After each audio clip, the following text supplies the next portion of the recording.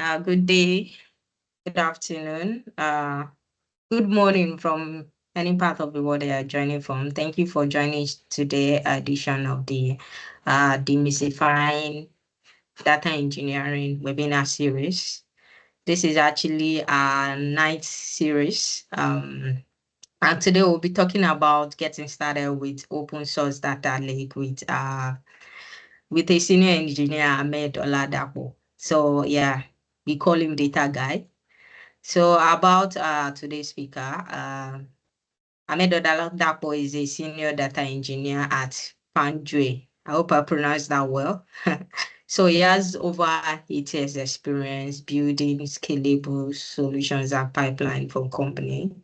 So I'm really excited about today's series. So today's session will be taking us on a deep dive into the world of open source data lake.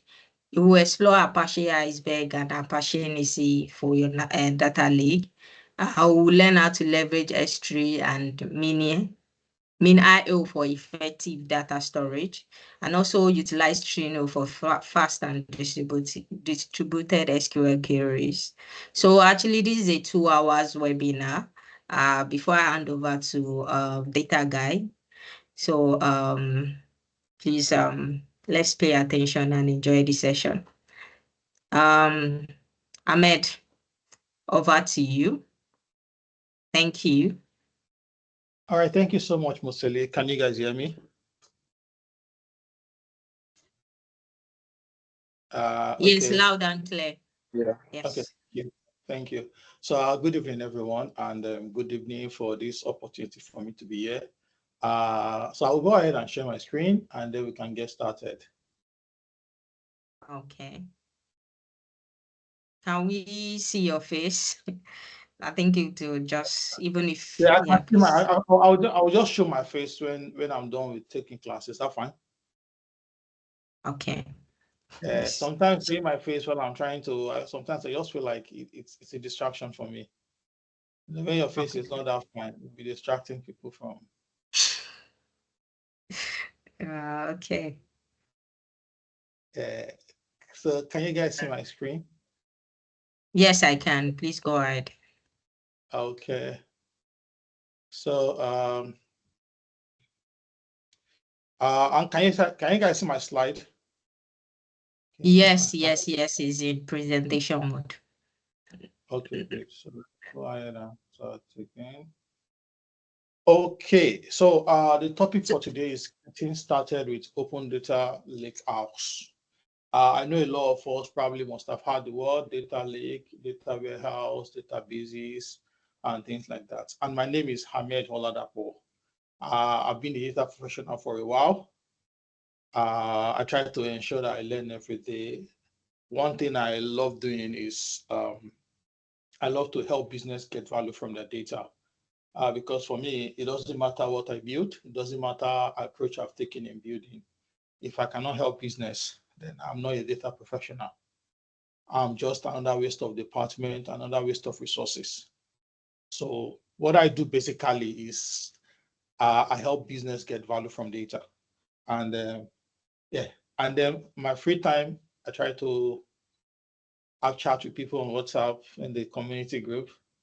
I like to play chess, and once in a while, go to play basketball and then video games. Of course, I love to watch football.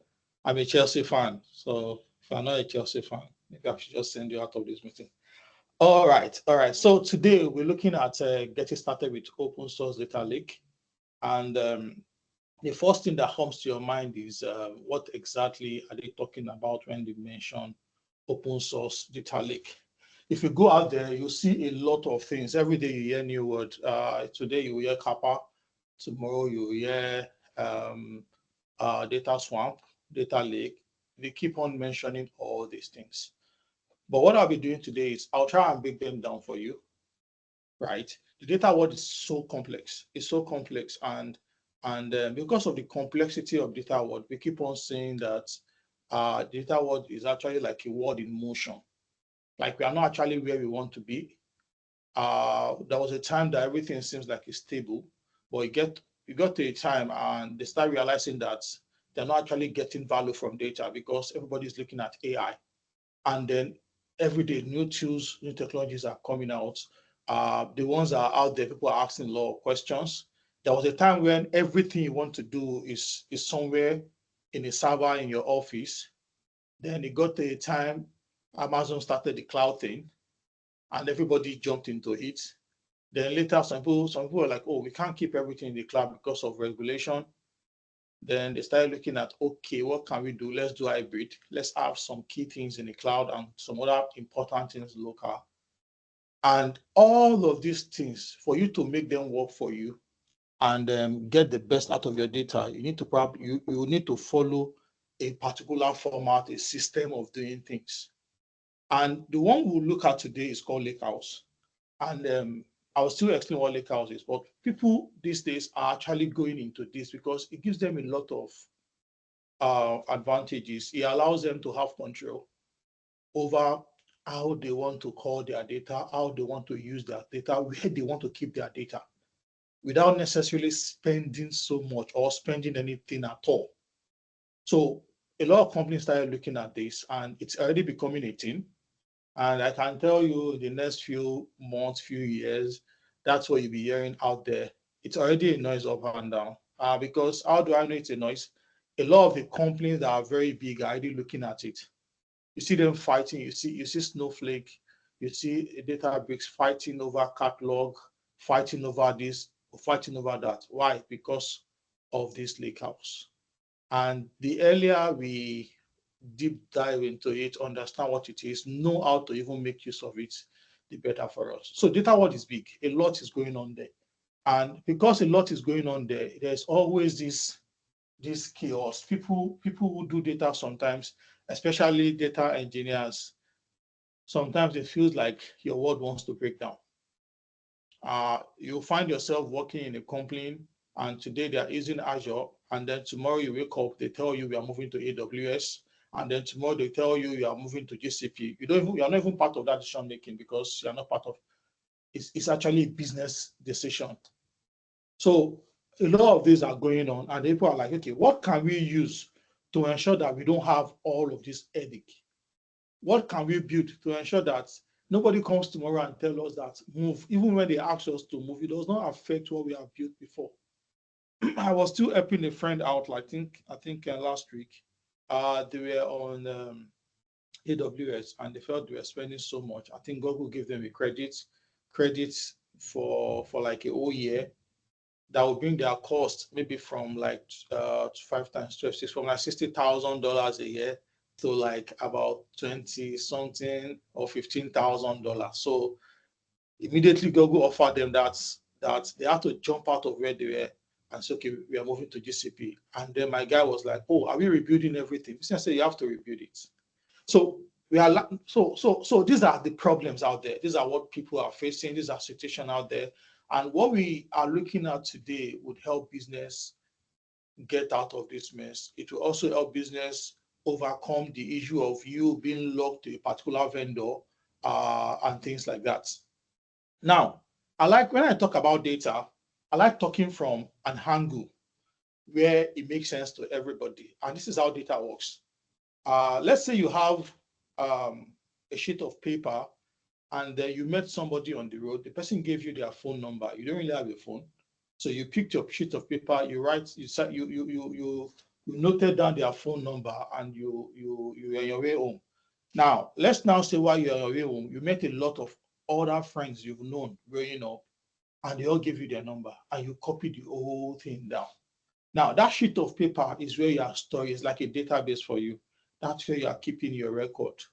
So as time goes on, you feel like that sheet of paper will not be enough to undo what you are doing. So you are like, okay, I don't want to do that again. Let me start storing them in a file. So you start keeping them in a file. You start keeping them in a file. You start keeping them in a file. And then it gets to a time where like, oh, this file will not do something. Let me create an SQLite database and keep them there. And then you start keeping them. Now, as time goes on, it was not only phone number you were keeping there. You want to start storing your images, PDF files, everything. And then it's okay. Instead of keeping them, let me look for something online and keep them. Probably you have an S3 bucket, you have Google Drive and things. You start keeping everything in there. And then you go in there one day and everything is so messed up. You don't even know what is what. That is exactly what is happening in the data world. You go to a lot of companies, things are messed up. They have databases, they have warehouses, they have data images and everything in another store, and it's like that. Before 1998, some of these things were not issues because business were not, they never thought they could make a lot of decision from this data. So it was only a few companies that were making decision from it. Then boom, everybody realized that you can actually predict what has happened. When I say predict what has happened, like if you open your data will tell you what has happened that I did not see. The data will now also help you make inference, let you see into the future. So business started having that understanding and they want to analyze every type of data they have. And then this chaos started. It became an epic. And they started having all these professional data analytics, data this, analytic engineering, and this, and this, and this, like that. Now, all of this problem is still there. We don't know the ones that will be coming up tomorrow morning. And this problem will keep on and keep on coming. But while you are looking at this, business is looking at cost. While you are looking at this, business is looking at so many things. And don't forget where we started from. If we cannot help business as data professionals, we are another waste of department, we are another waste of resources. So while you as a data person, you are thinking of all of this, business on the other hand is also looking at the cost implication of what they are doing. Executive wants to make more money. They want to become better in terms of how much are they put into the business, how much is coming back into their pocket. So when you look at all of this, people started thinking of, okay, what can we build? What can we come up with? What can we put together that allows me to use any tool I have to do whatever I want to do? If I'm on AWS, I want to do Spark, I probably will be thinking of Glue. Do I have another option for me to do something like that? If I'm on GCP, I have to, like you are limited to some tools, and then the more you use those tools, the more business will be looking at you from the side and like, oh, how much are we consuming? So this background is what we are trying to look at today. Okay, let's go in there. So now the first thing I will talk about is what we all know, which of course I've already mentioned, databases. Now, when you look at databases, how do they keep data in databases? Most times we don't even know. We don't even bother ourselves. All we do is that we just create tables in databases. We store our data there. If we have images, we'll put the link, the URL to it, we store it somewhere, and we'll keep everything in databases. But database has something inside of it that most times we don't even care about. Database has storage inside of it. It has a table format. It has a catalog. It has a compute. That is where you process. And then it stores data in this format, in a row-wise format. Now, every database you see, you don't worry yourself about the storage. You just install the database. That database engine itself handles everything for you. Now, what is the problem? If tomorrow you want to move out of this database and you need any layer of this thing, it may become a problem for you. You rely on the provider of this database to be able to allow you to take anything. Now, when we store our data using the storage, we are not actually able to see it, but the database itself is implementing what they call a table format that allows us to now see what we have in table forms. We create views, you see them in table forms, everything in a form that is friendly to your eyes. Now, for that to happen, there's a catalog. You know how you go to a library? Let's say you are the one that started a library in your house, and then you have like 50 books. You know, it will be difficult for you. When you have 5, 10 books, it's easy for you to just say, oh, that is that book, this is that book, go to that shelf, go to that shelf. But let's say you now have 1 million books, or you have 20,000 books. You will need something that points you to where those books are kept. That's like catalog. It will point you. So is that catalog that helps the table to know, that helps the whole engine to know that, okay, this table is here. if I look for a table called sales, it is here. It has this, it has this. Oh, they have added something to it. This catalog with the table format helps you do all of that. So as a person, I am not bothered about what is going on. I'm not interested in what is going on. I just store data in there and I retrieve my data and I can help business. But one way or the other, I'll be locked to it. Now, if the data gets so big and business, or even if it's not so big, but business wants to make decision from that data, then we start thinking of another concept called the warehouse. Now, the warehouse is actually also designed same way like the database. The only difference is that the warehouse stores data in column form, and it is well optimized for analytics. So the database is optimized for something else. It allows you to do some normalization, normalized joining of data here and there, and it makes it easy for you to do some things. But when you go to warehouse is designed because it stores data in column form. It is designed to help you do something else, which is analytics. You want to get something out of your data. You want your data to tell you something that you are not seeing. Like I used to tell people, I say, see, when you look at data very well, that data will always tell you why your business is doing well or is not doing well. It will also be able to tell you what will happen, whether a business will die in 5 years or in 4 years. If you are ready to listen to data, not bend data anyhow, listen to what it's saying. So it is at this point of the warehouse where you do all of that. Now look at the composition of the warehouse too. There's a storage in there. There is a table format. There's a catalog in there, and there's processing. That's where you do your parsing. Have you ever asked yourself, if I have a record and then we decide to update Bob's age here from 50 to like 70, how does the database know that it is Bob we are talking about? That is the processing part. So you don't bother yourself. You just tell the database, oh yeah, change Bob age to 25. It will just go ahead and change it for you. But for the data warehouse to be able to do all of this, it relies heavily on the storage, on the table format, on catalog, on processing, and everything.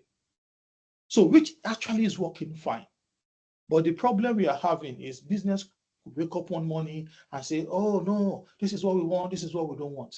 What if tomorrow morning you woke up and your type of data does not fit into something that's a regular table format can take? Let's say you have images, you have some JSON file, no SQL.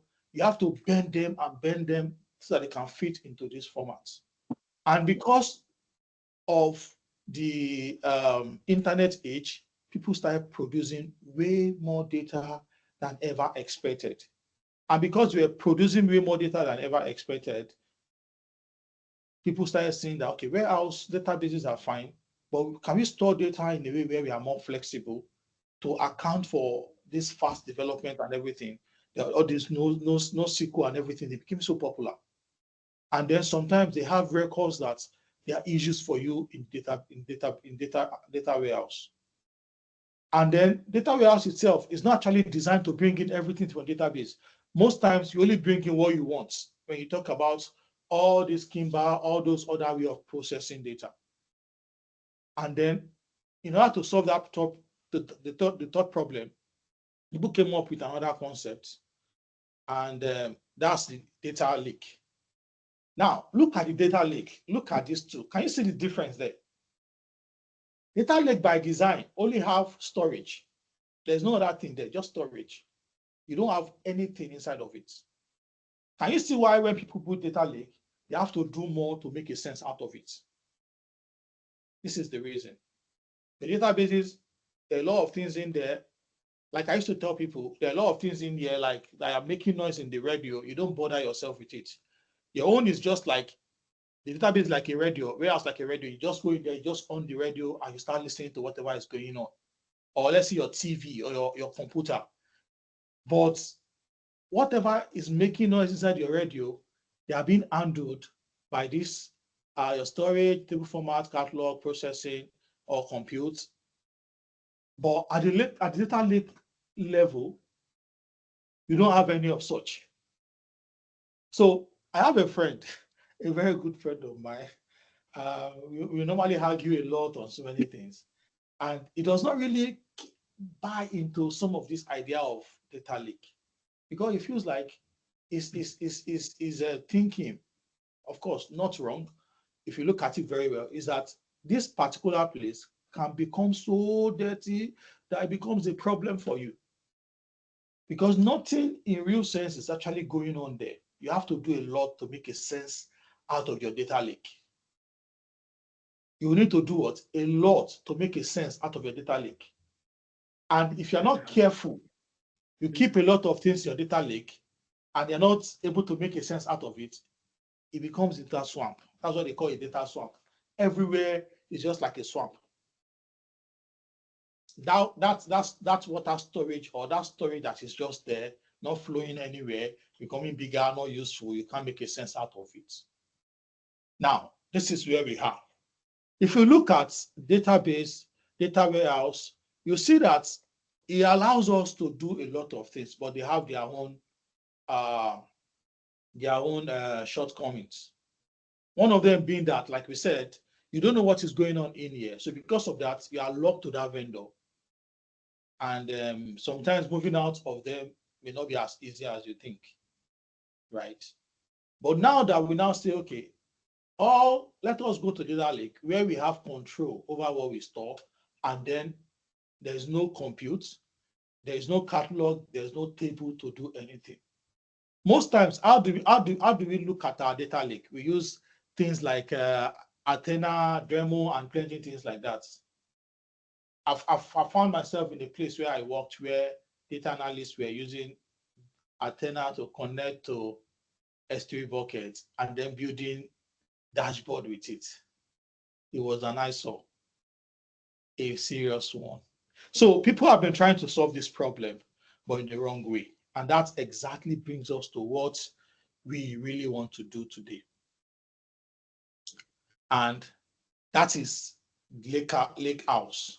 Now, the data lakehouse is actually a data lake, but now you are giving it everything that is missing in that original data lake. And this time around, you do have control.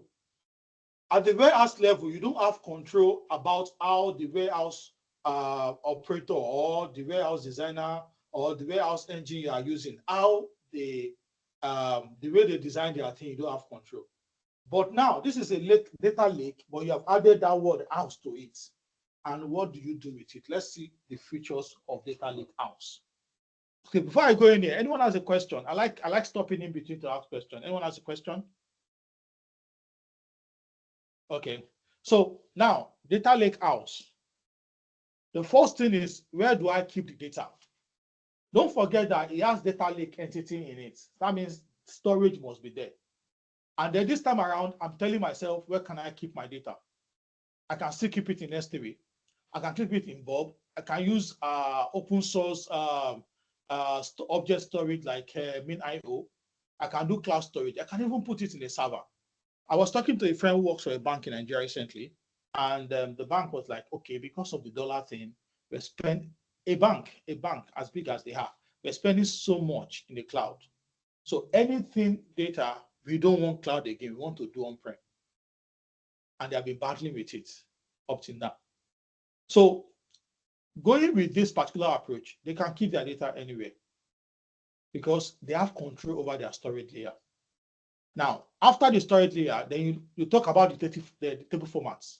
The table formats, some of these words are not new to us, but some of us might be seeing sometime. There's Apache Iceberg, there's Data Lake, there's UD, and this particular thing is actually one of the biggest things going on out there in the data world presently. So this is what helps us to be able to ensure that we still see, irrespective of how our data is, we're able to see them in table format, we're able to make a sense out of them. So that is the data lake table format. And then the catalog. The catalog is so important because the table format itself will not work. If there's nothing that tells you that, okay, these are the places where you kept all of the A record. This is B. This is C. Oh, A has changed. It has changed from A to B. It has changed. So that is the data lake catalog. And then the compute. Now, you can use anything you want now. You are not tied to the compute they are using. You can do Spark, you can do Trino, you can do Flink, you can do Dremel, you can do Presto, you can do DocDB. You can use anything that you feel like can connect through your catalog to your bucket and be able to make a sense. Now, if you are like one of my friends that doesn't like anything tools, you feel like, oh, this is plenty tool, and I don't want to do this. But the reality is that the warehouse and everything you are looking at is also plenty tools. But most people do not know that a lot of things are actually running under. Now, by the time we are done today, we'll be building an end-to-end data lake house that has all of this feature in it. And you see how they coming together easily in a way that that is very simple. And because it is open source, then we probably will not be incurring any cost depending on where we keep our data. Another thing is that the beautiful thing about the lake house is that it stores, it leverages the storage so much. That's the only thing probably you pay for if you decide to go to the cloud. Every other thing here, they are open source, you're not paying for them. Now, because and if you look at the cloud presently, the cheapest thing in the cloud is storage. Storing your code is cheap, is the cheapest thing. But you might not ask me this question: how come database and data warehouses are not cheap? You know the reason already, because they don't just store data for you. These three layers are also going on in your databases and warehouse. That's why they are not that cheap. But your X3 is cheap because it's only doing this. It stores the record. So when they tell you tomorrow that, okay, we store data in database, how come it's not cheap? Because it's not only storing it, it's ensuring that this other layer are also there working. So the data lake is actually a very, very good thing, but it does not give you the power to really do this very well. And that is where the lake house comes in. And today we'll be building a lake house. We'll be using X3. I'll also be showing you how MinIO work. MinIO is actually like an object story like S3. It behaves like S3, and you can even just install it on your local. You can install it anywhere. There are a lot of companies that even have MinIO in the cloud because maybe they feel like it gives them more flexibility than our regular X3. And then we also be looking at stable formats. We'll be using Iceberg. There are a lot of them. There's Apache UD, there's Delta Lake. And then for catalog, I have played around catalog. I've been looking at catalog for a while, for I think since last year. But it started making a lot of sense to me this year when Snowflake and Databricks start having a serious fight with catalog and things like that. Snowflake had to come up with their own. They call it Polaris. Um, Databricks, they've always had one, Unity Catalog. But when they realized that the fight out there about Lakehouse, it's going to really be much of a catalog fight. They decided to open source Unity Catalog, I think about a month or 2 months ago, no more than 2 months ago. So all the big boys are already moving in this direction, making sure that their catalog is available. And then the compute they've always been there. Now, in the compute section, you see Spark, you see Trino, you see Presto, you see DocDB, you see Apache Flink, and you see Dremel. I'm picking something that will not require you to learn too much unless you want to go deeper to see what is going on. And that's why I'm picking Trino. So Trino is exactly like Presto. It's actually more like an SQL engine that allows you to run SQL query. And it was developed by Facebook because they were having huge amount of data. They were using Hive and they were having problem querying the data over and over. So they designed something called Presto. Later, people changed the name to Trino and they made it open source for everyone to use. So these are the things we will use in our demo as we go on. Now, let's briefly look at Iceberg and then catalog. So Iceberg is an open table format for huge analytics data set designed for high performance and reliability. And it was actually designed to solve problems that old format like Hive and Code were having when they have to deal with huge or large-scale data lakes. Now, if you go out there, Apache has a lot of tools, plenty of them. So you can get lost in trying to look at Apache tools for data. But sincerely, this open data format, they're actually going to change a lot of things for how we do data as time goes on. So the Iceberg is like that, but let me show you how it works. Now, the Iceberg does something very beautiful.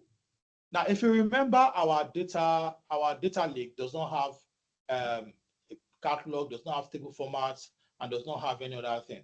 So it becomes very difficult. But as soon as you put Iceberg into it, you start noticing something. You start working in a way where you can make a sense out of it. Now, this is actually how the table format is. Don't be intimidated by, that's why I decided to just do something very simple to explain this. Now, the Iceberg itself has something here, which is the catalog. And he tried to implement two layers, the metadata layer and the data layer. By the time we are doing practical, we'll see it. It does not really do so much for this layer. This is your regular data layer. This is probably your regular Parquet file. But this is where it will do most of its work. It allows for time travel. So you have done something and then you need to go back.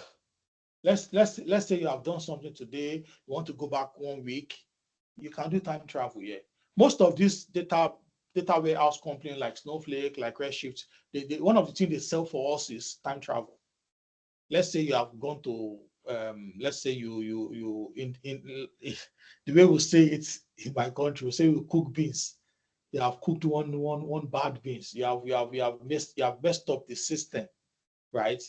This table format Iceberg allow you to go back in time. So that's what they call time travel. You can go back in time and fix things and do some things. It allows for that. And how does it work? So it has a metadata file. And data meta file, they are connected to this manifest list. And then this is what tracks what has changed. So normally, all of this thing happens, but Iceberg will not even know what is going on. Iceberg itself, it needs a catalog. And is that catalog here that will now be pointing that, oh, I have checked the whole thing. This is the latest one. So what has happened? These are the metadata files. I know what the metadata are. They are files that store information about your data. So apart from that, you have the manifest list. The manifest list is what gives us a list of everything that is here, that is going on. And then the manifest file itself are the one that will now point to data and say, oh, this is the latest one. So as soon as you connect your catalog through the Iceberg table format to it, it can the Iceberg itself is what is doing all of this, but the catalog is what is helping you point, and so this is what has changed. And then it can go into your data and see the latest record of your data. So let's assume that this particular one here is your latest record, and you now realize that at this point you were right. By the time you run some query and change to this one, something was wrong. You want to go back here. You can easily use this your catalog, like your catalog in a library to point to, oh, let's go back to 2 days later. Let's go back to this time. Let's go back to this time. And also, it also allows you to do ACID transaction. Normally on data lake, it's difficult for you to do ACID transaction. You cannot do all these inserts, updates, delete. You can't really do that normally, but it allows for us to be able to do all of this. So that is why for us to actually do a lake house, the table format part and the catalog, they are probably one of the most important parts. Because before now, we already did data lake where we just keep data in storage.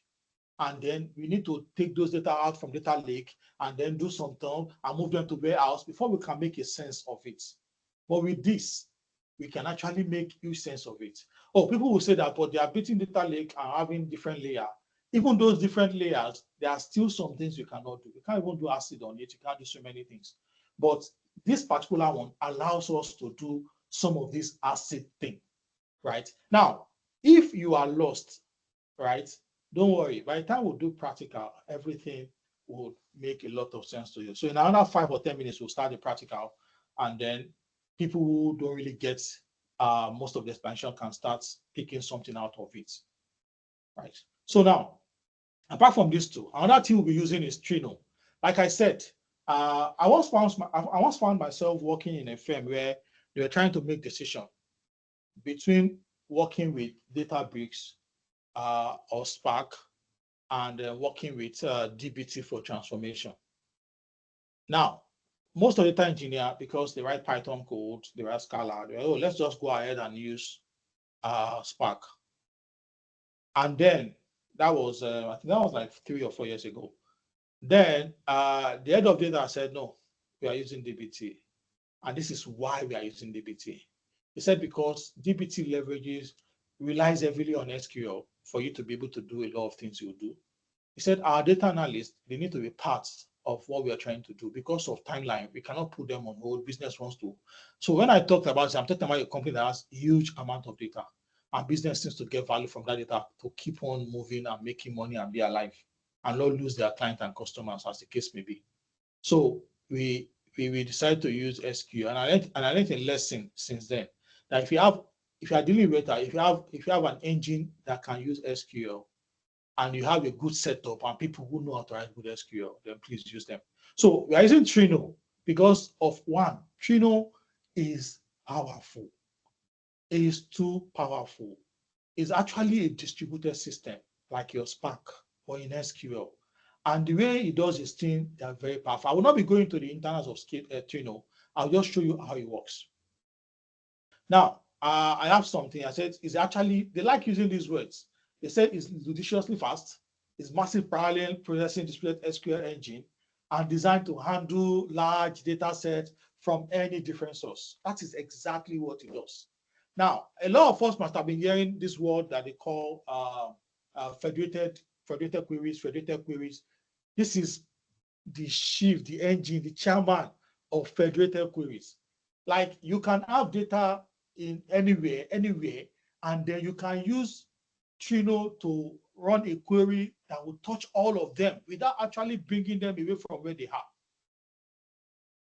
Trino itself does not store data. It does not keep your data. Its own is just to run the query you want to run. So if you have different system, different way, then you can do it federated easily with Trino.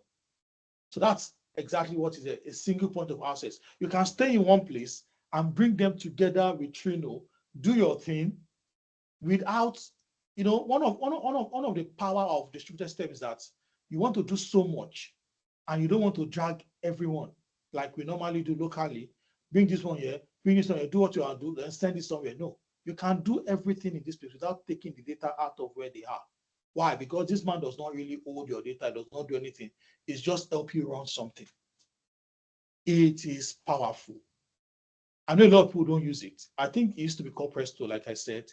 And later, it has a very, very good community also that keep on supporting it. A lot of BI tools, a lot of tools out there, they also support it. You can connect to it via JDBC and be able to make use of it and do a lot of things. So I think, yeah, okay. So what are we building today? Now, if I draw architecture diagrams, I'd like to draw architecture diagrams in 2 ways. Most people who know me know that I do that a lot.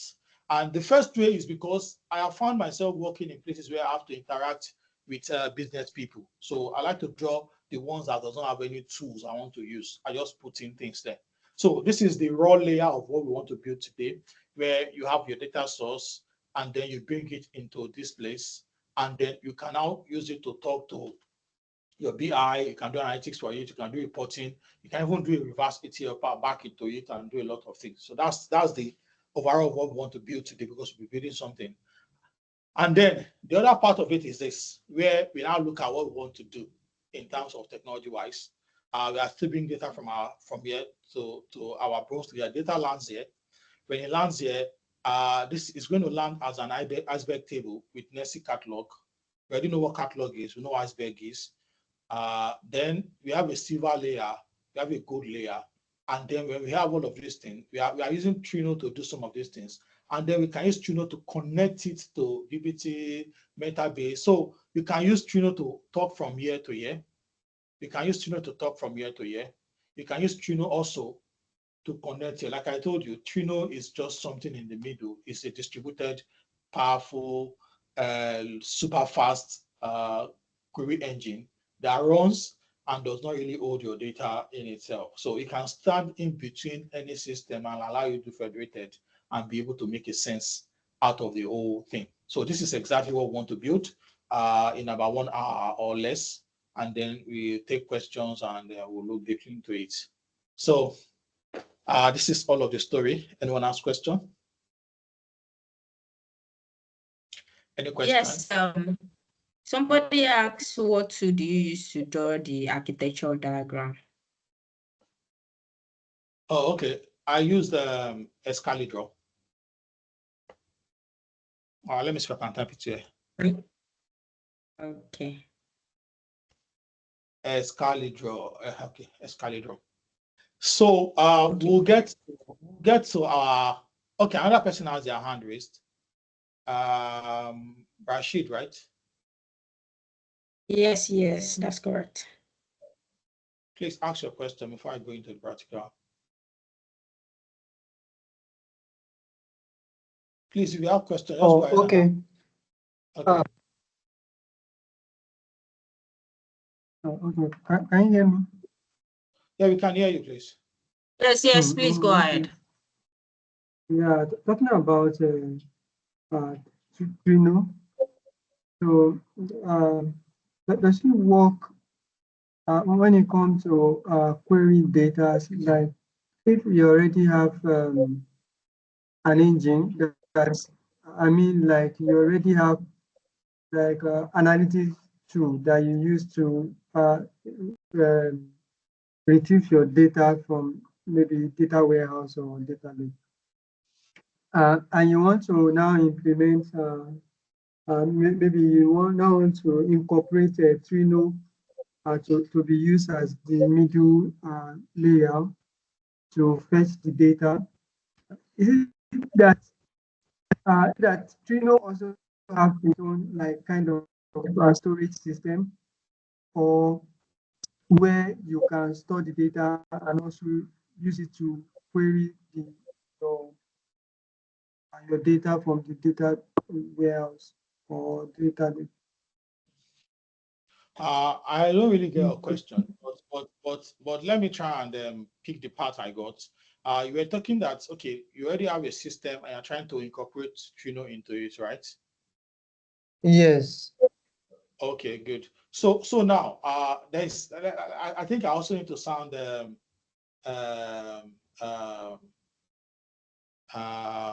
note of warning for us.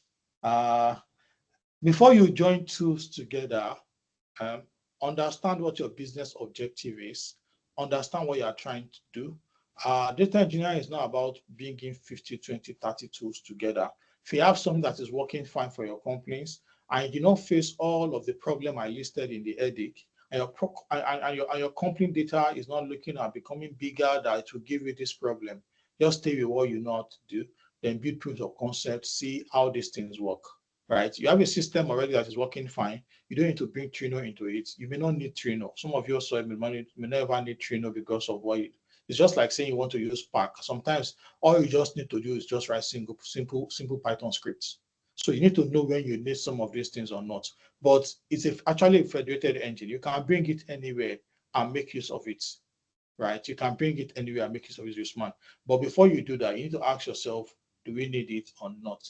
Before I answer that, somebody said that with the class compression enough for data. Yes, the class will be comprehensive enough. Anyone here will be able to comprehend what we are trying to do by the time we get to practical. That's for office. Samuel, could we say that Trino is an advanced engine that connects? So Trino connects anything. It doesn't have to be GWH. It can connect anything you want it to do. So if I were you, if I join a class and they mention things like federated, you need to check up those things on your own, and also so that it can help you. But Trino is not just about GWH or anything. It's actually a query engine that can help you do a lot of things. It has some dependencies and things like that that you also have to look deeply into. Okay. Mayowa, please. Mayowa, your hand is raised. Yeah, thanks. Yeah. Please go ahead, please. All right. So my question is, there was a particular example you gave where you mentioned that somebody was trying to connect Athena to S3 directly, and then you describe it as an ISO. I guess it's not like best practice. That was why you describe it as an ISO. So, but my question is, I know that Athena works primarily. I mean, what runs under the hood for Athena is Trino and Presto, right? So I'm now saying, based on the description of Data Lakehouse, Trino and Presto is already providing the compute and the data format. Why do you think the other use case where Athena is being used is an ISO? I mean, when you think about Trino is already incorporated into the into Athena. So, So now, the reason is this: Athena is designed for you. People started doing data lake and they're keeping things in S3, right? Athena is designed for you to look at your S3, not to serve as another tool that will stand in between your S3 and your dashboard. So Athena can be used to quickly check your data, do few things, understand what is there, right? But you're trying to build dashboard and now using Athena to connect. It's not designed for that. Number one, it will cost you mad amount of money. So as you go on in this field, you are not just building things. Like I said, if you build 20 dashboard for our companies, right? And those 20 dashboard, nobody is using it. The business is not getting value from it, but everybody, the business is paying $10,000. Do you think your job is safe in that office? I've seen people who want to do small things on AWS and they will just go and use glue straight. But you don't know the cost implication of some of the things they are using. And then if business does not get value from what you are doing, then they start asking questions like, oh, this person is another waste of departments. And then they feel like, oh, let this person be going and things like that. So Mayowa, Athena by default is not actually designed to do that. If we use it for it to work, I've seen people using it and failing, like I was there. I wish I could mention some people's name here. Like they use it was failing. Sometimes it will be very slow. Sometimes when data is high to work because they just design it for that use case. But if you now have to go and improve your compute and do everything, you'll find out that Athena itself will be costing you more than the whole warehouse that you have built. You don't want that. So I think that's just why I say it's an ISO if you use it for that purpose. DA45, can you please, so that I can go into the practical? Sorry, good evening. Good evening. Yeah, please. I just want you to clarify something for me. So when you display the layout architecture, there's a place where you separate the table format and the catalog. But when you were talking about catalog, it feels as if Iceberg serve as a catalog and also a table format. So that's what I just want to understand. So now the reason why they are together is because when you want to use them, they actually work together as an entity. Like I said, the Iceberg itself controls the manifest layer. That's metadata layer is where it does all of these things. After doing that, your data is down. You'll see it in the practical. Your data is down, but you cannot make a sense of it. Iceberg needs to use that catalog to make a sense of it. Right? Almost all of the things they have, almost all of them have their own catalog. Like AWS have their catalog. I think they call it Glue catalog, if I'm not mistaken. They have their own Glue catalog. Databricks have their own, they call it Unity Catalog. Snowflake has their own, they call it Polaris. The problem with catalog now is that everybody is trying to push themselves up there and see, because without the catalog, the Iceberg table format, they will not work well. They will do all their thing, but they will not be able to locate where. That's why when I explain them, you put them together in your explanations, right? Because of this question, let me also point something. It also be very difficult for you to be able to, how do I say this now? To be able to, let's say you are using Nessie catalog, for instance, and then tomorrow morning you want to switch to, if you register a particular lake or something with Nessie, you cannot just change the catalog and jump to Unity. So for now, because everybody is still trying to come up, the catalogs cannot talk to each other. Everybody still have their own. This is actually a new fight that is not up to like 5 or 6 months old, right? Everybody's trying to build their own catalog and how things work. So we are hoping that before the end of the year or by next year, it doesn't matter the catalog you use, you'll still be able to make sense out of your data. Just imagine you enter a library of 100,000 books, and there's no catalog. That's what the catalog helps. The library already is there. The library is like the library and the shelves in there, they are like your Apache Iceberg. But for you to make a sense of how it has arranged books, where it kept a particular type of book, you need that catalog. And that's why even in library, they use catalog. You need that catalog to help you know where something is. So that's why you see us bringing them together. Okay, so I like to actually deal with the theoretical parts, although you can see actual questions later when we do practical. So I'll go ahead and then we'll look at the practical. So for the practical, we'll be making use of this, right? I will try to explain what I have here before we go into what we are doing. I have, and I can share this also. I can share this for people who want to test this on their own. I have a script here, and that script has this script is not actually necessary, but I put this script here because I want to be able to load data to my source. So I'll come back to this. But let me start from this setup code. So I have this setup code where I just created these tables. So let's say I have a database, I've created these tables, and I've put in data in there. So what I've done is, so I can also share this. Of course, I will not share my credentials. I know it's not good for me to put my credentials here but because it's just a small demo, that's why I can see it. So what is here is, I'm trying to simulate a business transactional database, right? And this database is going to have a customer table. It's going to have a product table. It's going to have which other one? Order. Data guy, please can you zoom out a bit, just a bit? Okay, sorry. Thank you for bringing it out. I think I'm using my other system, so it's not as friendly as the one I normally use for my DSC class. Can you guys see it? Is it better? Or do I still need to zoom? Yeah, it's better. Okay, good. Wow. So you have that, and then we have orders, and then we have order item. So if you have data already somewhere that you want to use, you don't need to do these parts, right? So that's why I call it the setup. So just for me creating a database and then putting data in there. So that's the first part. Now that I have my data via this, I have my data because this is actually using Faker. You will see Faker at the top. Faker is a library that helps to generate sample data or something like that. So I've used Faker, right? And I've been able to generate data and put it somewhere in the database. So that means I can set up what I want to set up because now I have data that I want to use for my setup. So how do we do about this? Now, because most of these tools are Apache tools, you will need Docker Compose for you to be able to use them, right?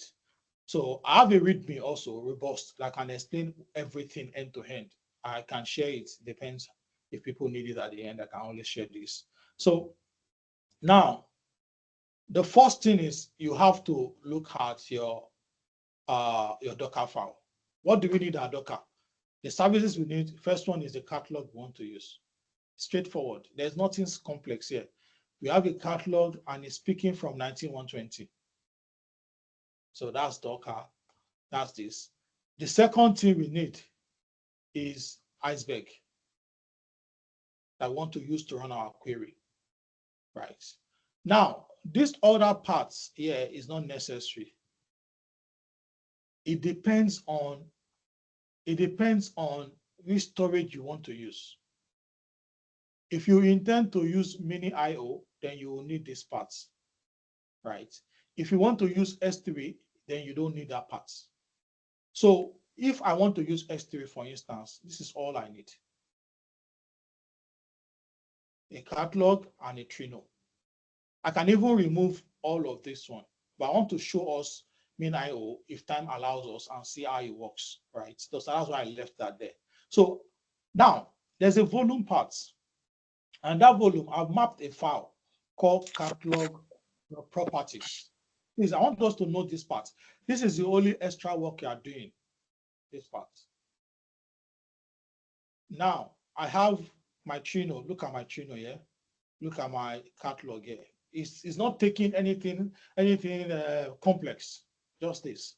And then after pulling this off, I have a file called catalog.properties, which I map to the etc directory in the container. I'll be mapped to it. And what is there? Look at what is here. Now, what are the things we are going to have here? You are going to have your connector name, Iceberg, we are trying to do. The catalog you want to use, we are using Apache Nessie. I will also show us. And then when you run Apache Nessie, it will be running at 190, 120. But if you notice that I put catalog here, I am not using localhost because if you do Docker, Docker allows you to just use the name of the service that you're trying to run, which I call it catalog here. So that's why it's running on that. And then there's something about Nessie. I hope I'll be able to touch that after. Nessie also help you with version control like Git. So I'm saying that Nessie should just focus on the main, and then I'm giving it the warehouse I want to use. I'm giving it all the credentials to the warehouse, right? Don't worry. After this class, these things will not be valid again. So you can look at them. Most of the credentials I see after this class, they will not be valid. They are actually for this class. So that means I want to use X3. Now, I also have another one here. If I want to use MinIO, I hope time will allow us to look at that. But I'm using X3 for this first one. So this is the other thing you are doing. So the first thing is to get the Docker compose file that has Nessie as your catalog and Trino. That's all. After those two, you don't really need the last one. You don't really need it because you are not using the storage now. So these two. And then you also need to define a property. Now, depending on the catalog you want to use, the way you define these parts may be different. I find Nessie very, very powerful. I find Nessie very useful. I see Nessie becoming better than any other catalog out there because it's open source from scratch and people are putting in so much into it. But I think Polaris and Co. and Unity catalog from Snowflake and Database respectively, they also came up with their own and quickly make it open source. Why? Because they want a lot of people to contribute to it. So that's the other file. That's why I call it the Trino setup. And those are the two main important files that you have here. In fact, this is the main important file here that you have here. This other one is just for us to create sample data. If you have the data already, you don't need it. And this is my script. This one is just to help me take data from source to the lakehouse, to the storage. So you can write this one. I decided to write something incremental. And if I want to make it something that runs every day, I decided to use prefect to run it. So this is the second part here, prefect. I like using prefect a lot. I prefer prefect to Airflow, personal preference though. So the first thing we are going to do is we are going to start our Docker container to run those two services with it. That is our Trino and our catalog. If you don't have them running, you cannot do anything. So Docker compose up. Now, this is where a lot of people have problem. And I was in a class yesterday where somebody was telling us the importance of being able to write code yourself, not relying heavily on drag and drop as a data engineer. that if all you do is just drag and drop, that you're not different, anybody can do your work. So if you find yourself where they are doing drag and drop, good luck to you. But as time goes on, you are trying to grow, you definitely need to do some of these things by yourself. And then know how they work, know why they are working. So this is up. Okay, good. So this is up. Let's see services that are up. So if we come here, I will do localhost 8080. It will tell us that this is for Trino, so we can give it a username. We just call it BU. And this is our Trino. It's working. It has just one active worker. And then, do you have any query running? No. Queued query? No. Block query? No. And then, how long does it take per second to run everything? It's just there. So this is what you will see when you launch your that one. Let's launch the other one, which is our localhost 9000, 9001. It will always change that by itself. Now, this is our object storage. Like I told you, if you don't want to use X3, you can use this MinIO. And I think I defaulted a username and password there when I was creating it in that Docker file. I can share that Docker file also. And then, I also asked you to create a bucket. So there's a bucket here already called this. You can do a lot of things that you do on X3. I can come here and create access key. I can do this. I can create access key that I want to use. I can use restricted. I can do, somebody was explaining this to me yesterday. I enjoyed it.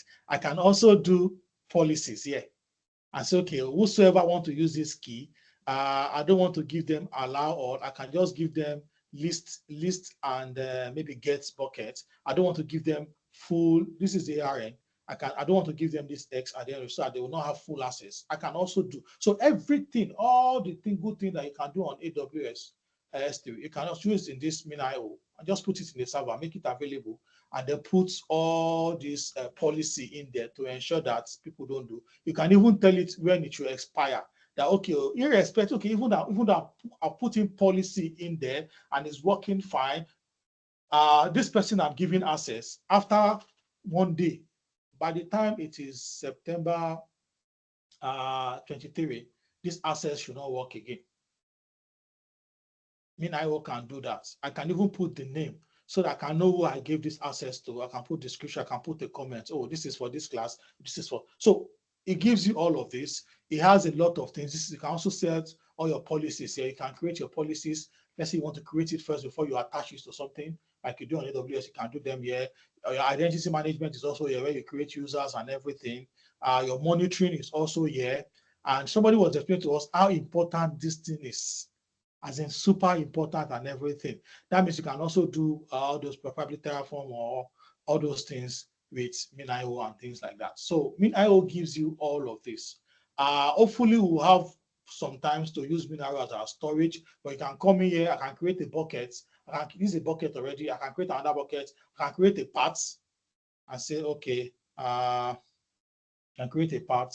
It's just like a regular S3. I can create a part in here, you see. I can put in a file. I can upload a file here. I can come here and say, okay, let me upload a file. Let me upload, okay, not this one. Let me upload a file. I can say I want to upload a file here.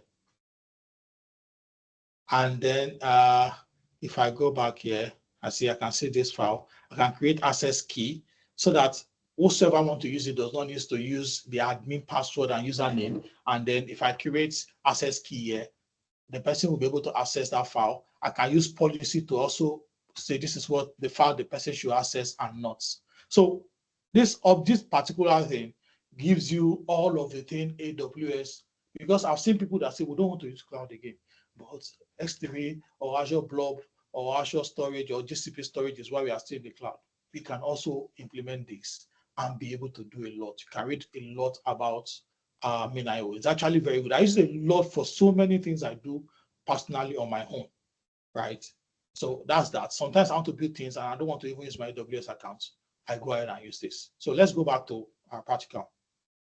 So now our everything is up, right? Everything is up. Majorly, like I said, we are focusing on two things here: the catalog and the Trino. So I have a file. I have this file here. It's not supposed to be part of. I want to push data from that database I created. The way you do in real life, you want to remove data maybe every 4 hours, maybe every 12 hours, your ETL from your source system to your lakehouse. So I want to move data from there to my lakehouse, and I'm going to use this script. I'm using this script. I'll also make this script available for those who want to look at it. It's just a regular Spark script. The only thing is that I added some things that are very important, right? Instead of it to use the regular catalog that it will use, I let you know that it's using Nessie. That is all. I let you know, okay, Mr. Maya is using Nessie, and this is where Nessie is. So as soon as we install, we do that Docker, you can get Nessie from here. This is the API endpoint for Nessie. So those are the main thing. Every other thing here is a regular Spark thing. And then what is it doing for me? It's going to the database I've given it, it's going in there and it's taking every table that is in there and it's dropping it in the place. And then it's doing it in form of so it's actually running it in a way that whenever there's a new record and you run it only picks the new record. So I'm doing an incremental load. I'm not doing a full load over and over. So I'm going to run this script. This script's work is to go to my warehouse, which of course is this S3. I've created it. This is it. Presently it's empty, as you can see. So I have this created. I don't want to go into S3 AWS. It's just a bucket I've created. A bucket just like these buckets, right?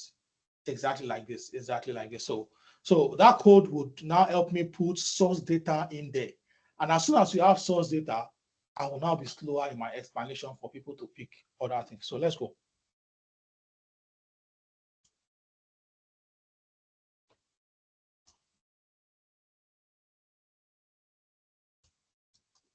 So this will take my data and then it will start dropping those data in. Oh, sorry, I want to guess what's going on.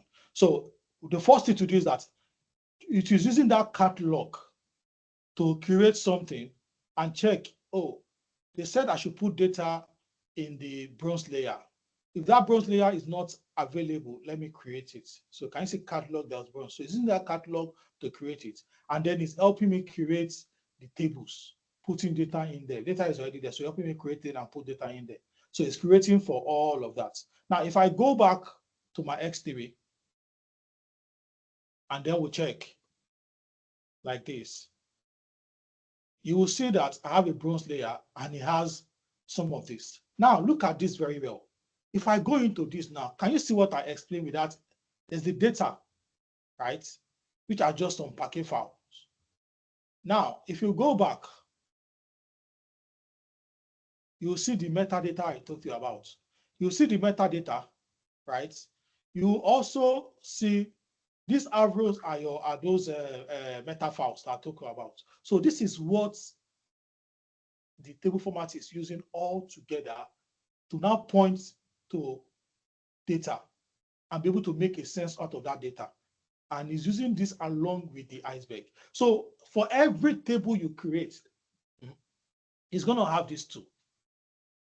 And as you are making changes, adding record, deleting record, this one will now be having some other extra files.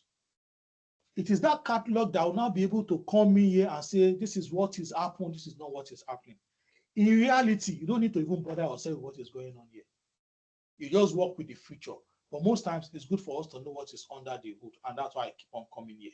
So now we have data, we have Trino. So let's see how Trino works.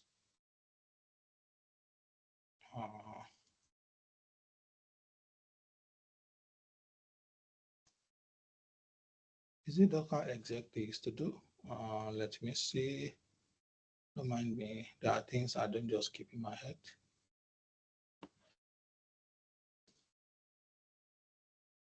Okay. So I want you to see something, and then we'll now do more things. Now, a lot of people will not like this part because this part is making you do what do I call it? It's making you do work on the terminal. But you also need to know how to work. Sorry, CD Trino setup.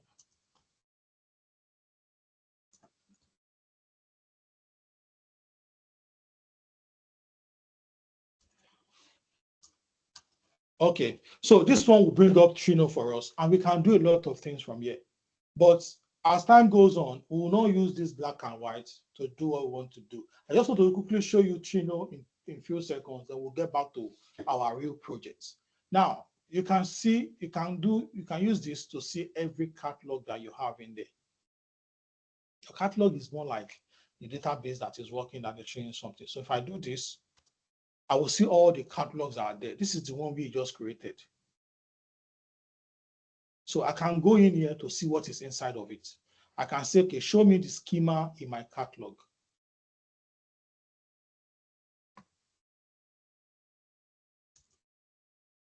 What's the name of our catalog?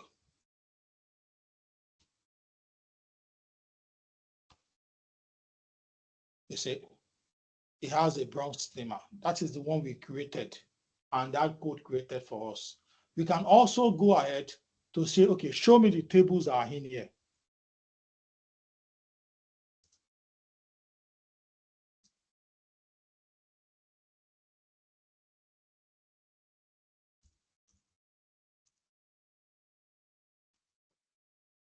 Can you see? We have these 4 tables.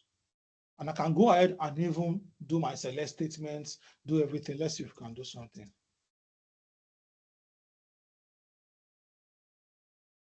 I think I can do catalog.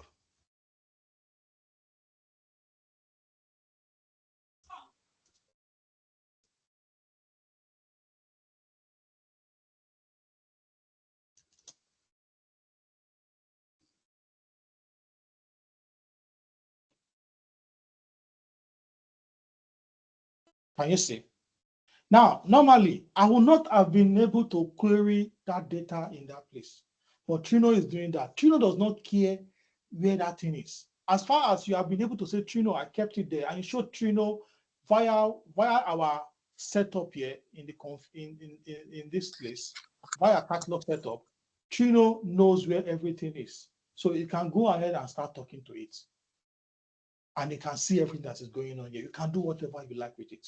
But some people would not like to work like this. They will say, oh, I like to use a tool that will let me see what is going on. Don't forget that we also have this. You can always come here to see how your Trino, you can see some of your queries that you ran.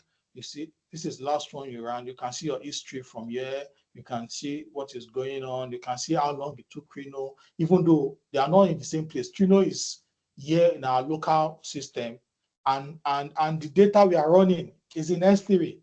I think US2. And can you see how fast it is? That's how Trino works. It actually federated. It can do whatever it wants to do that way. But let's now go ahead and do it in a way that it will make a lot of sense.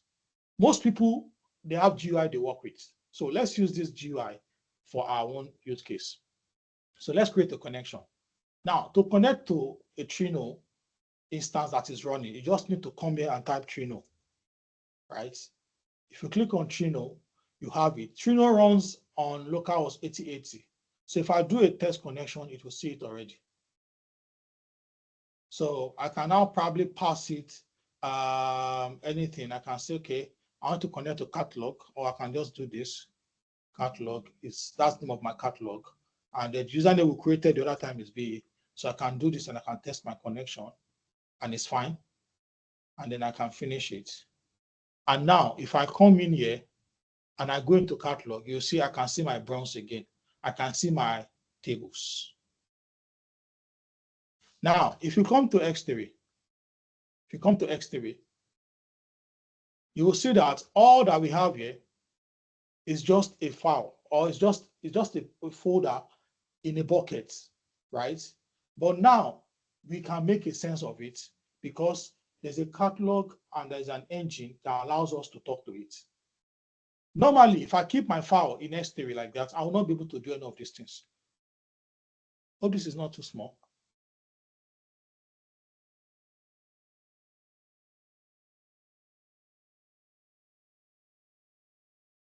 Okay, so are we still here? Are my people lost? Yes, we are. Okay, good. So now that we have this and it's up and running like this, Then we can go. So now we have been able to connect to our Trino from outside, and we are using it instead of using this black and white I was using. We can use this to do everything we want to do. So now that we have this, the first thing we want to do, because now we don't forget our architecture. We are trying to do a medallion. So we have the bronze layer. We need to create the silver and the gold layer. So the first thing we'll do is we'll go into our bucket, and then we create a folder for each of those ones. So we create our bronze.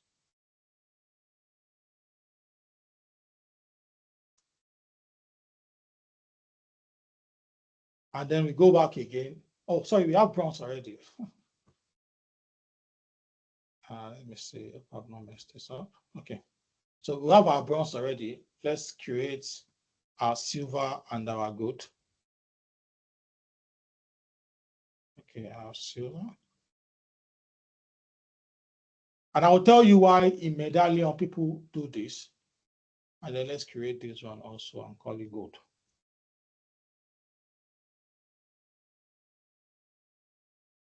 And then, so we have our bronze. Our bronze, we have something in there that will move in through that code. We have our gold layer is empty. We have our silver layer. So why you do this is this. You can read further on the Medallion architecture.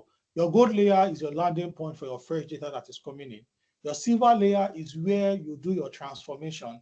Your gold layer is where you have final data that people can use for analytics, that they can use for dashboard and everything. So you do all of this here. So this is actually what we set up. Now, these are just folders. Trino and everything does not know what is going in there. Neither do Nessie. So for us to actually register it under Nessie, we'll come back to our code and then we do this. So the first thing we'll do is we'll register these two, so that anytime we do silver or something, the Iceberg and the catalog, they know exactly what we are trying to point to. So let's do this. Let's create an extra editor, a new one. So let's do this. So let's create our silver layer so that it can be used, because if we create our silver layer, it will still know that it's a silver layer, but we want it to know where it will go and get data from. So this is it. Then also our gold layer.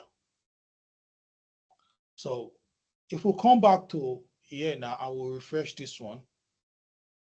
We'll see that the catalog now understands that we have a bronze layer, we have a silver layer, we have a gold layer. The catalog knows now, not just the bronze that we created the other time. So now with this now, we can go ahead and build anything we want to build. Okay, I have some script already that we can play with. So I created script for silver layer. I said, okay, this is my customers.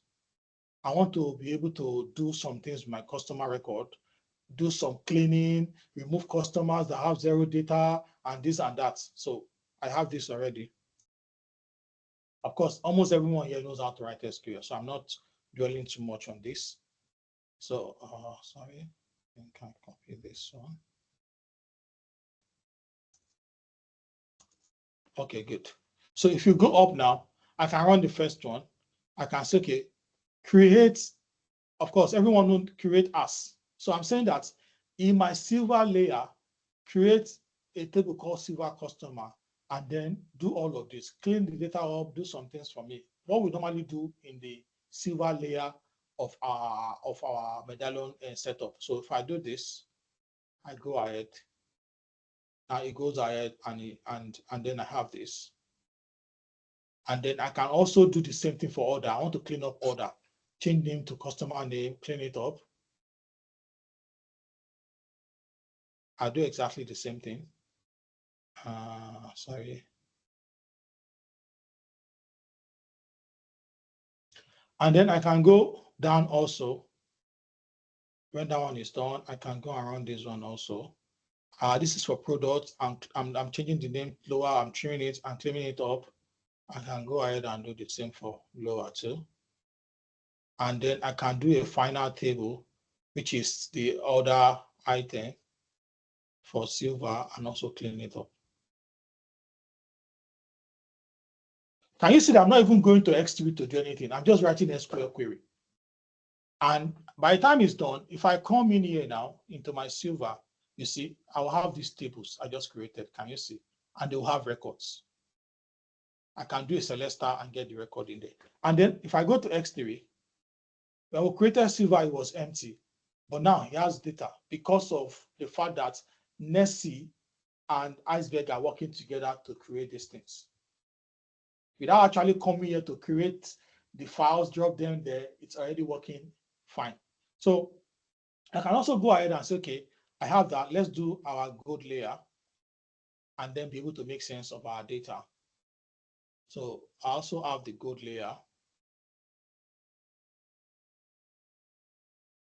Now, after this, I'll get to the part that most analysts would like to see. Now, this is my gold layer. I want to say, okay, I want my customer LTV. How long have you been with us? When was the first time you bought something? You know, something like that. So you see, I'm putting gold there, even though it's getting that data from silver. I want to put it in the gold table. So I do this. It goes ahead, create this, puts it in the gold table. I do exactly the same thing. Like I said, I'm not spending too much time on the SQL query. Everyone here can write SQL as well. And then this is this. And then if I come here again and I refresh this, you will see that our gold layer is no more empty. It has these three tables. And then we can go ahead now and check what we have in our customer LTV, each one of them. I can run this now. Can you see? This is like me doing analytics, doing transformation, doing ETL. I have my data now, clean the way I want. If I go back and I check something here,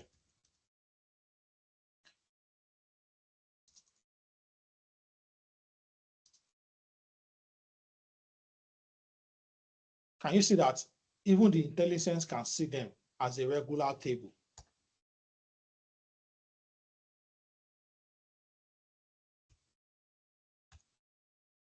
So this is actually my normal customer record.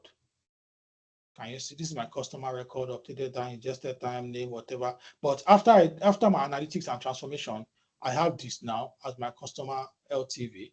And if I can do this, I can see each customer's record. I can see a customer ID, their name. I can see how much a customer has spent with us. I can see the total number of each customer. I can see the first time the customer order. I can see the last time also they order.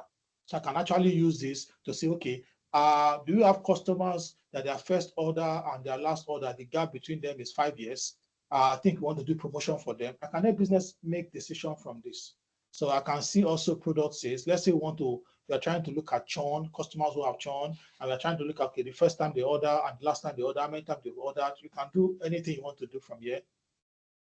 You can go ahead also, I can do for the product sales.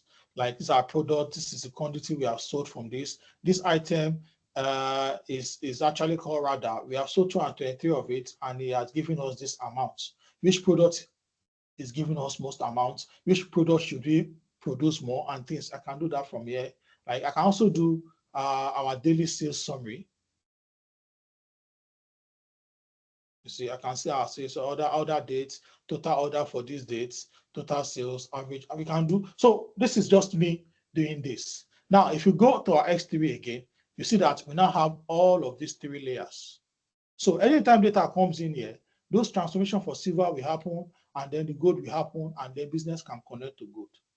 Now, let's say as data engineer, you have finished building this, and then you want business to be able to do something with it. And let's say they are using Power BI or Tableau. So I'm using Tableau, and I want to connect Trino to it. Trino is what is doing everything for me, right?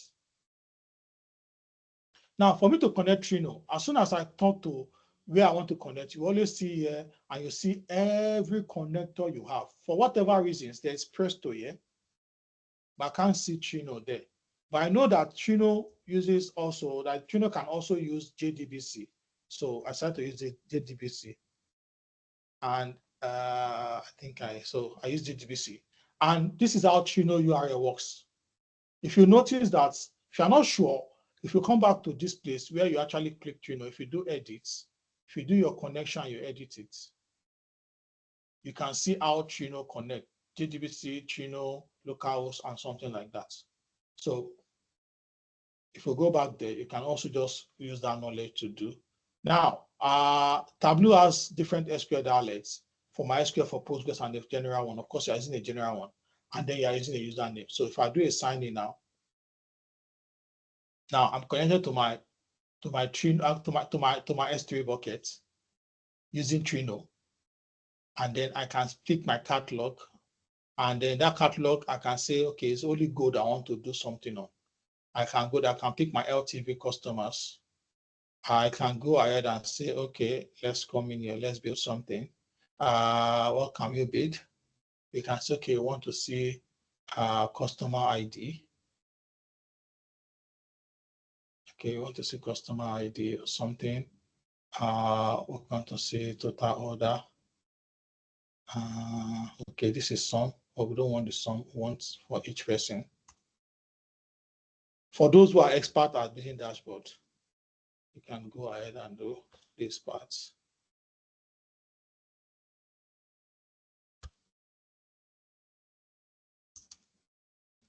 I don't know why you're doing it. Okay. Okay, I can see sum per ID. I can do a lot of things. I can remove the ID. I can put in customer name here. I can do anything I want to do. I can decide to do something like this. For those who are expert at building some of these things, I can do so many things. I can come here, I can say total spent, total order is there, total spent based on each individual. I can see, okay, this individual sold this amount, this person, oh, this person bought this amount. You can do anything. Everything I've done is with Trino. So now, what is the cost of this in terms of cost? The only cost you'll be incurring is here, X3. And like I told you, X3 is the cheapest thing, like storage generally, object storage. That is the cheapest thing in the cloud because you're not really doing compute anything. And if for whatever reason you don't want to do this, you can come into MinIO, create your bronze, create your gold, create your layer, use it, and then pull your data from it and be able to do everything you want to do. So because people, you might be asking that, okay, we can run all this from here. If other people want to connect, they can actually connect to it too, depending on the type of access you want to give them. They can come in here and they can run their queries. I can even say, okay, when you come in, analysts cannot see anything apart from gold, so that they will not go and mess up our source data and be writing query that will scatter anything. So only gold, right? And all I just want my analysts to be able to do is do Celesta. Don't do join. We've helped you with transformation to do all of the joins and everything. So they just come in here and they do what they want to do. So that is everything for today. I don't know if anyone has a question. Any question? I know it's complex. I know it's a complex topic, but if you have a question, let me see. So who is helping me coordinate question? Shall I hand over to Mia, don't worry. Yes. Okay. Thank you for the amazing session. So Abdullah Salaudin, please go ahead. Okay, thank you so much for the section. So please, I got lost in the aspects you were trying to explain Trino and how we connected our Trino with AWS S3 buckets, and I think I had a network glitch around that moment, and I couldn't get the explanation of how Trino comes in the whole architecture. And also, I need the spelling too. You mentioned some application like Nessie and MinIO, so I just need the correct spelling for them so that I can check it out after the class. Thank you. Okay, so this is MinIO, MINIO. Can you see this? MinIO. Yes, I can see it. Yeah, this is Nessie. It's just Apache Nessie. Just go Apache Nessie. This is their site. It's actually an Apache, so it's open source. But I will ask a question on Trino. So let me also hear other people's question. Maybe it will require that I just will explain something. So I can explain all of that together once and for all. So Ibrahim, please, you can go ahead. Thank you so much. This is such an enlightening presentation. One of the advantages of open source technology is that it gives you the opportunity to customize a lot of things. I'm looking at the advantage and I'm trying to make a decision with respect to the architecture and cost. So everything you've deployed here, you've deployed as containers within your environment. So I'm just thinking that if I have to take advantage of this, I'll first have to build it up in my environment locally and then connect it to the cloud. So there would be a conversation between the infrastructure people, network people, and then the cloud people. You said the cost savings is that we're only using object storage from AWS. So my question would be like this.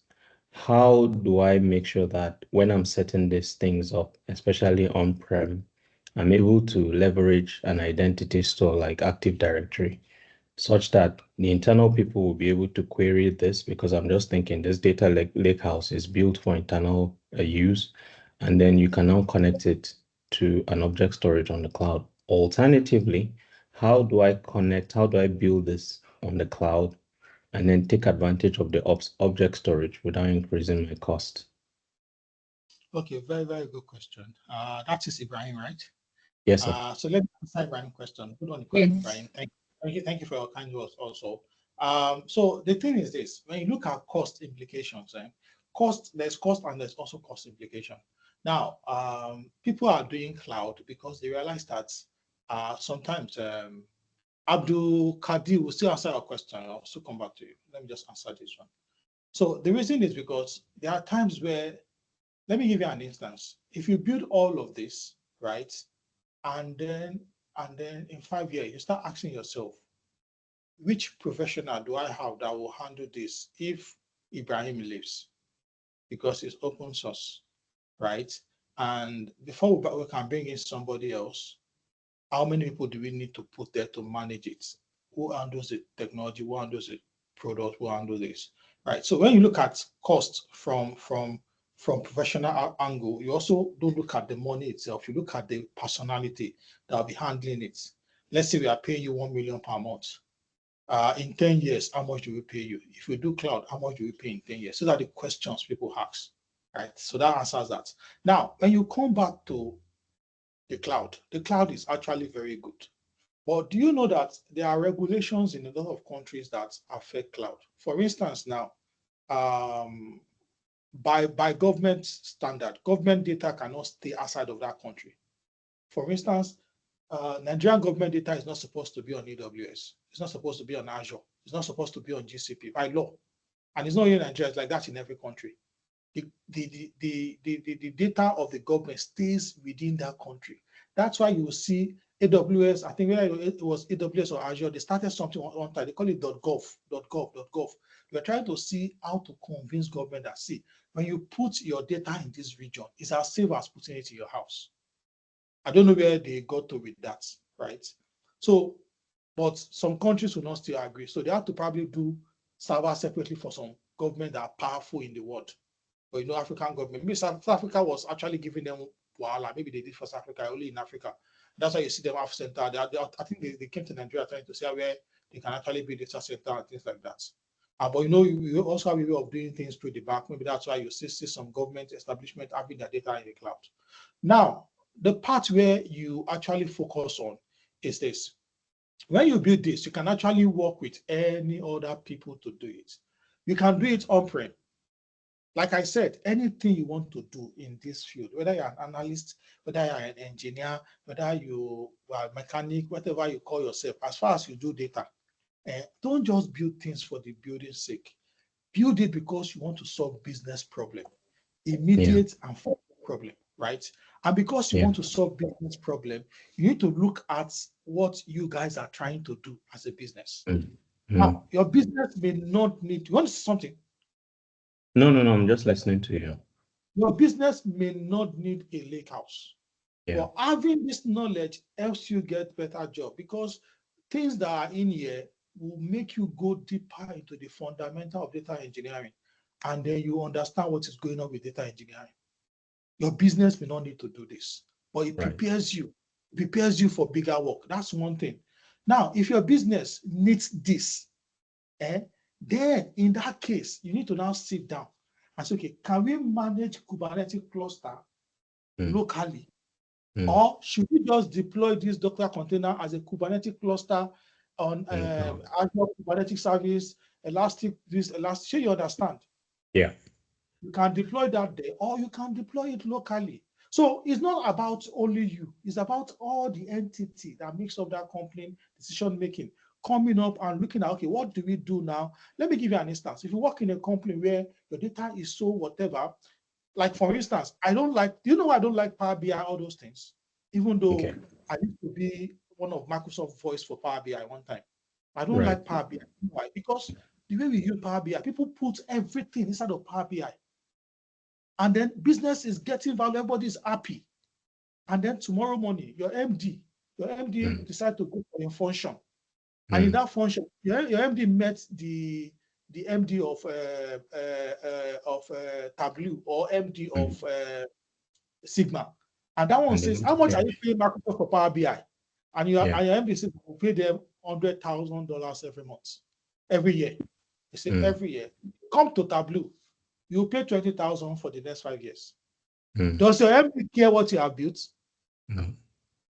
Your MD says that you can save 80,000 every month. So your MD calls you tomorrow morning and says, Ibrahim, we are giving you 2 weeks.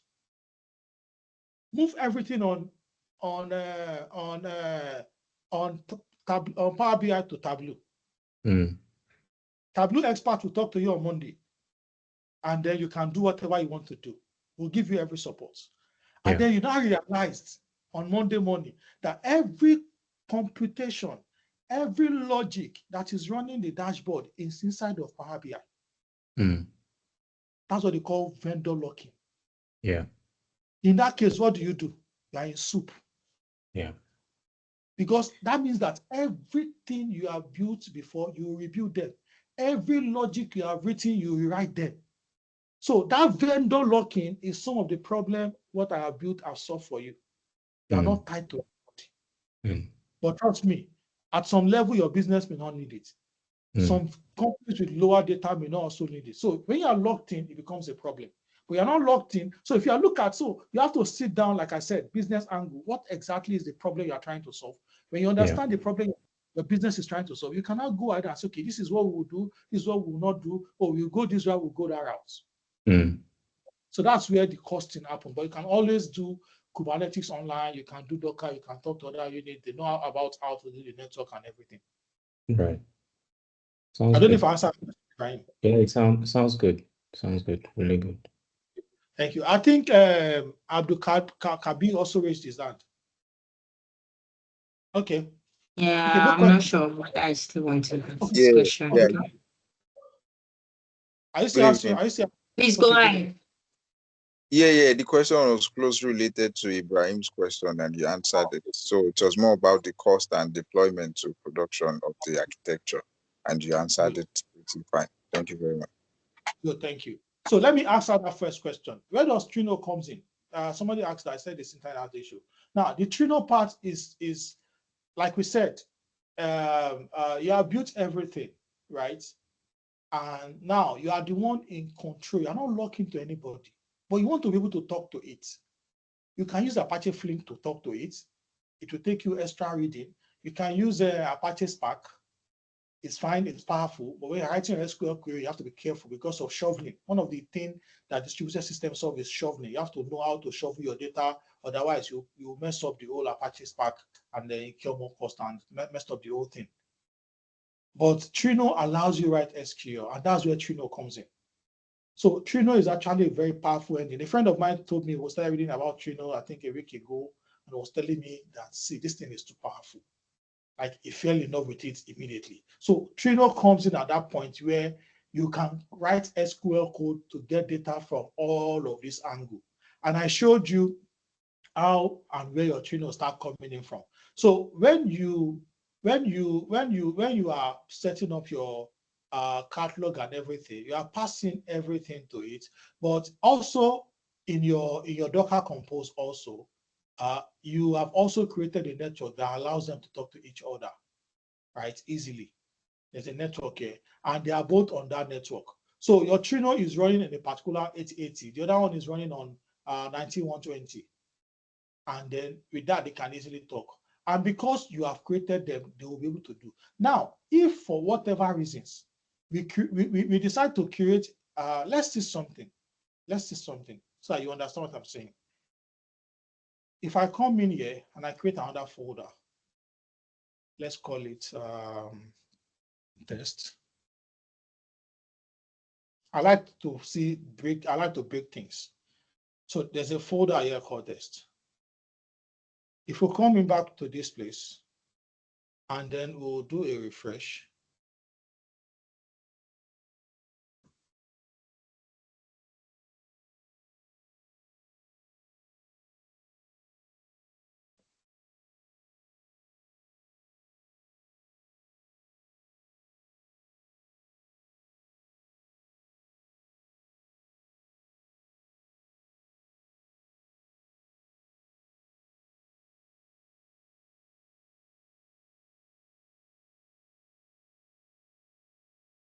Did I do anything?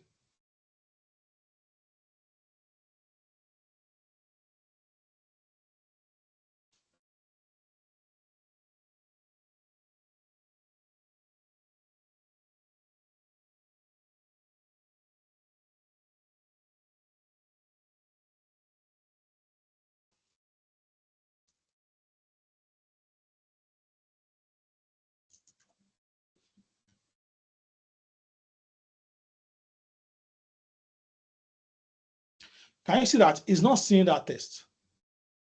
Why? Because that test does not, it's just there. It's just a folder. It's just there. It has not passed through the Nessie and the Iceberg and the Trino thing. So it cannot see it. So the fact that you keep something in here does not mean that it will see it. Every folder you want to create here, if you are using Trino, you have to create it the way you do your regular SQL. And then that was the first thing I explained there, that you have to register it like this. That, okay, I want to create this schema called Silver. I want to map it. So if I want to create that one now and let it show here, all I need to do is come here.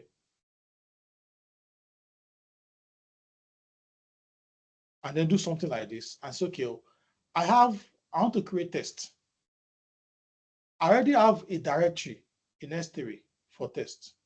So please create a schema and then map it to the test environment. So that is what Trino does. Trino is the one that will now help you, like so I don't know, Trino is your compute, your processor that helps you bring everything together and then let it make sense. Now, my folder can then come here and is now alive because now my folder has passed through Nessie and Iceberg, so it's now alive. So Trino is that glue, that processing that allows things to talk to each other. I don't know how best I can bring that in again. I don't know if you get that question. I don't know if you get that explanation. Yeah, I get the explanation. But with all of this, Trino is still open source. Yeah, it's open source. So I was going to also say something. Now, there are some people that also say, okay, so that you will not go through all this stress. So they did something. They call it Starbucks.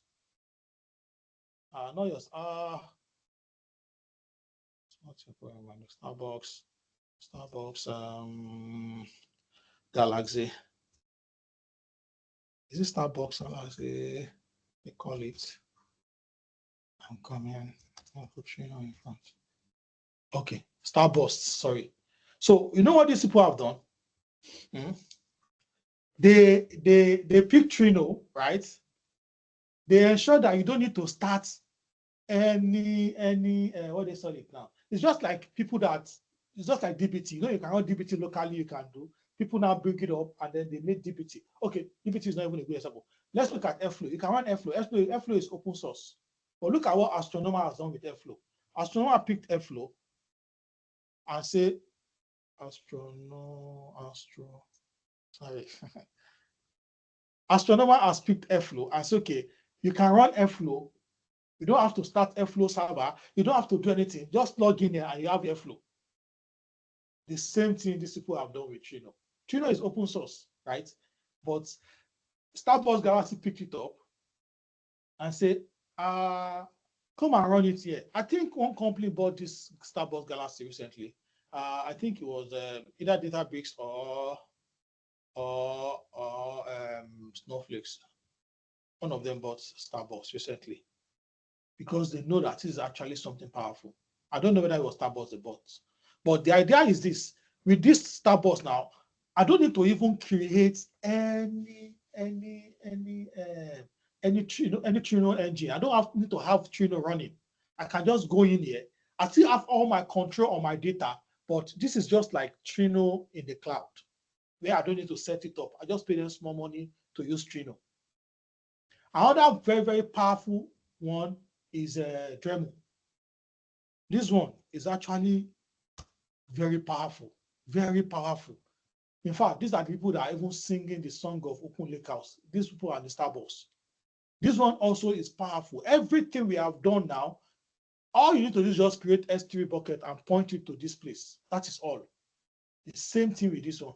So they make it easy for you to still do what we have done without running your Docker container, without having anything, and you still have control over your data. Not like your data in AWS that you have to go through and try to. Have you tried to bring your data from Cloud SQL? Let me go to all those ones. So that is one thing to do. Oh, my guy want to ask question. Yeah, go ahead though. I don't know. Yes, MinIO, please go ahead. Please, data guy. First of all, thank you very much for this session. I'm one of those guys that are very passionate about this topic. I mean, I can tell you on our side, we have this stack already, Trino running in this. And I mean, my old manager at that time was the one who deployed this. So I didn't have an idea of what he was doing at that time. And I think we spoke last week, right? When I Yes, said I was reading about this, the documentation. And one thing that we are trying to implement on our side now, and it's one thing that I want to lead at the moment, this lakehouse architecture on top of our data lake. We are very, very heavy, very data lake centric, I would say. And one thing that I'm not quite sure, because at the moment, Trino's query our data lake for some machine learning use cases and some other product engineering teams that they want to have an idea of the data that we have on the lake. And now, to be able to go with this decision of the lakehouse, I want to, if you can quickly go back to the architecture, if you can open your slide where you have this data layer. No, not that one. I think there's one other one where you talk about your represented is Iceberg itself. Yeah, if you go to Iceberg, not this one. So where you said there's a lot of noise and all this catalog. Oh yeah, this guy, yes. Yeah, this guy. Can you make it big, please?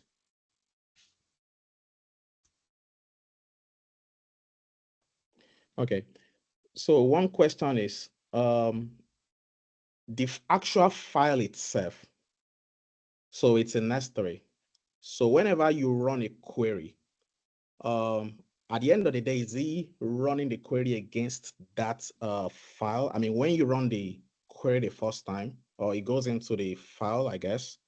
So, but subsequently, if you query that same data, is this still going to S3? Because I'm trying to understand the cost there, because I know each time you do a GET request to your objects in S3, I mean, that comes with a cost. So I just want to know if it's been copied out of S3 or it's still staying in S3. So now, like I said, Trino does federated, right? So Trino does not take your data out of where it's running. If you are conversant with federated queries, you know the idea behind distributed system, right? Is that okay? I'm thinking of drawing something. The idea behind distributed systems is that you have something in 4 different places. You put them apart, and then you want to run it, and then you break them into chunks so that you can run them. Now, when you break them into chunks, each one is running where it is. You're not bringing it together. It is probably when you're trying to reduce, you now bring the final thing together and you display, right? Now, this is how Trino works. Whenever you are using Trino to run anything, because it's a federated system, it will, when it runs, the engine runs its thing without, I don't know best way to actually visualize it and make you see it. But when the engine runs a thing, it does not bring the data to itself. It's just a query engine. It's something that a lot of people also have this type of problem understanding. I know you understand. And the reason is because we are so used to want to run query, we bring that data, we run it, and then we show outputs, right? It doesn't work that way. It will run it like I'm just connecting my hand, my leg, stretching it to everywhere data is. I'm running it when I am. I'm not taking that data away from where it is. I'm running it, and then when I'm done, I'm out. I don't store data. I don't hold data. I don't even use it.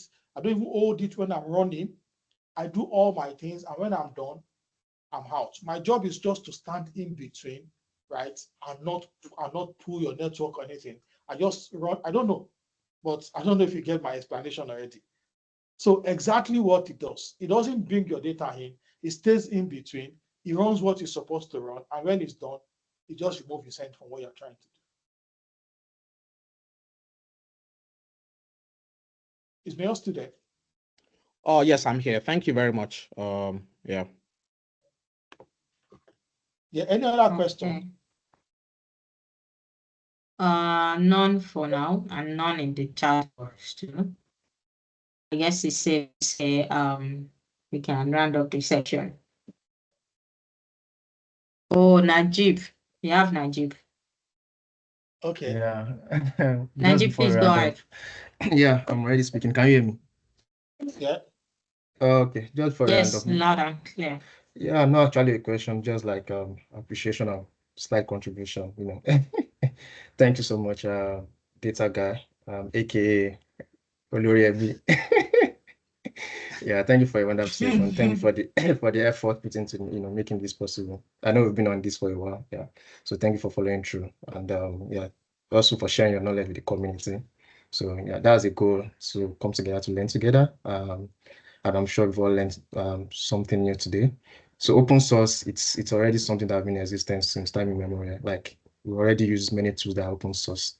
So and even getting more insight into this latest technologies is also something of high benefit to everyone.